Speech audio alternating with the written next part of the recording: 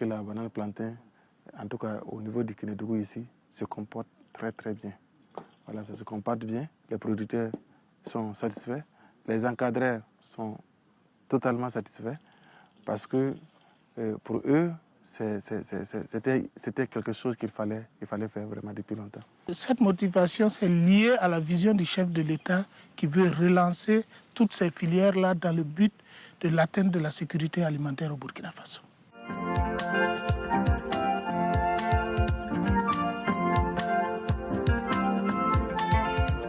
Banane plantain, c'est une première expérience.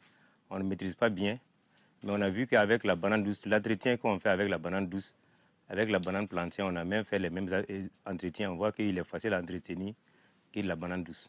Et cette année, on a fait 3 hectares et demi en banane plantain. En tout cas, c'est une très bonne initiative. On souhaite que d'ici une année, 2 ans, on puisse produire beaucoup pour que beaucoup de gens puissent gagner la banane plantain. En termes de revenus, on a entendu le prix du kilo qui peut prendre le kilo à 500 francs, bord champ. Sur la banane douce, on vend le kilo 175 francs. Et s'ils vont prendre ça à 500 francs, je pense que c'est vraiment bien. Nous avons reçu 7500 boutures que nous avons donc remis à des producteurs pour l'emblavement. Sans risque de me tromper, je dirais que les producteurs ont respecté scrupuleusement les itinéraires techniques que nous avons conseillés. La physionomie des plants, comme vous l'avez constaté, elle est vraiment très bonne et ça augure une bonne récolte bientôt. On attend en moyenne 30 tonnes à l'hectare. Sur les 3 hectares, on attend au moins 90 tonnes de bananes plantain au terme donc de la production.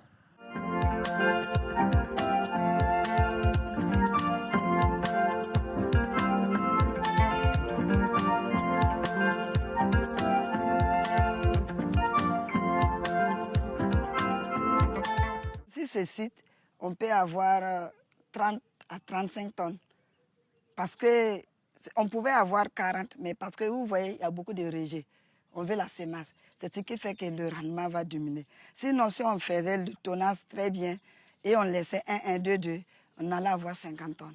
Pour accompagner cette relance, nous avons commencé d'abord par les faire multiplier et mettre à la disposition des producteurs de la filière banane les rejets de bananes plantain. Et nous comptons les soutenir par la suite parce que tout de suite, si vous voyez dans sa parcelle, elle a plusieurs rejets que nous allons prendre, donner à d'autres membres de la filière parce que la filière banane a plus de 2000 membres.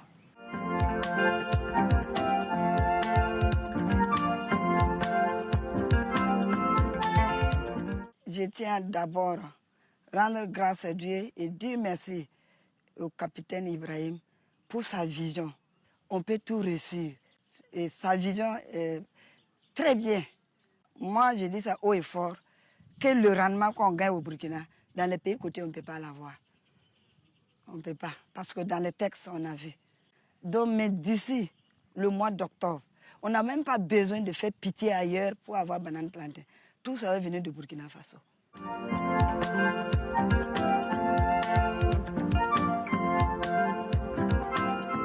Premièrement, c'était de pouvoir d'abord faire dompter la variété par rapport à notre climat et tout, voir si réellement c'était possible de faire la culture.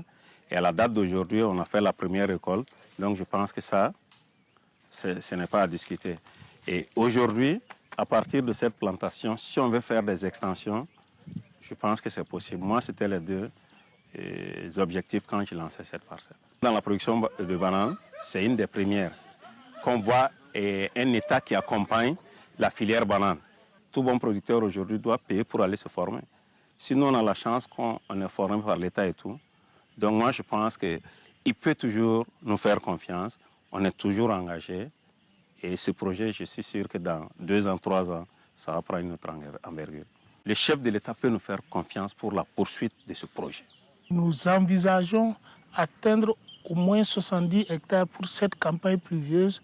Et après, maintenant, avec ces rejets, nous pouvons multiplier d'autres champs ajoutés uniquement en banane plantain. Et nous allons voir comment réorganiser la filière pour pouvoir les doter en plantule et voir comment les accompagner avec un accompagnement technique, notamment avec les fiches techniques et les différentes formations et les intrants pour que la filière puisse vraiment être lancée et autonome.